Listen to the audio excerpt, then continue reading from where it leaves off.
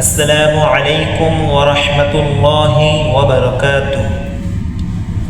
আজকে আপনাদেরকে এমন একটি দোয়া শিখাবো যে দোয়াটার মাধ্যমে আপনারা খুবই উপকৃত হবেন।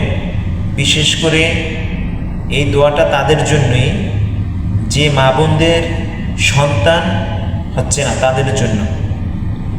এটা আল্লাহ পাক রব্বুল আলামিনের কোরআনের আয়াত।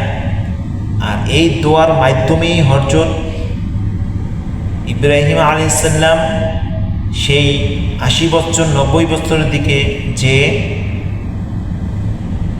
সন্তান লাভ করেছেন, সেই দোয়াটা হয়েছে রব্বি জাআলনি মুকিমাস সালাতি ওয়া মিন যুররিয়্যাতি রব্বানা ওয়া তাকাব্বাল দুআ। আমি দোয়াটি আবার পুনরায় পড়ে শোনাচ্ছি। দোয়াটা হয়েছে রব্বিজ আলনি মুকিমাস সালাতি ওয়া মিন যুররিয়্যাতি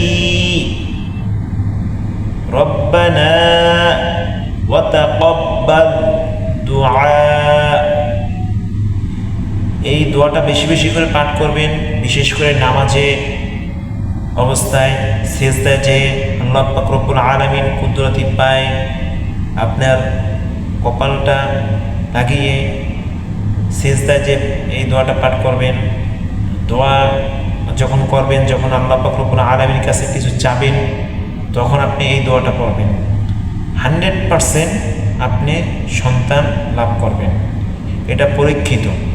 আরও একটা কার্যকারী দোয়া আছে, এটা পরের ভিডিওতে ইনশাআল্লাহ আলোচনা করব। সেটা খুবই কার্যকারী একটা দোয়া।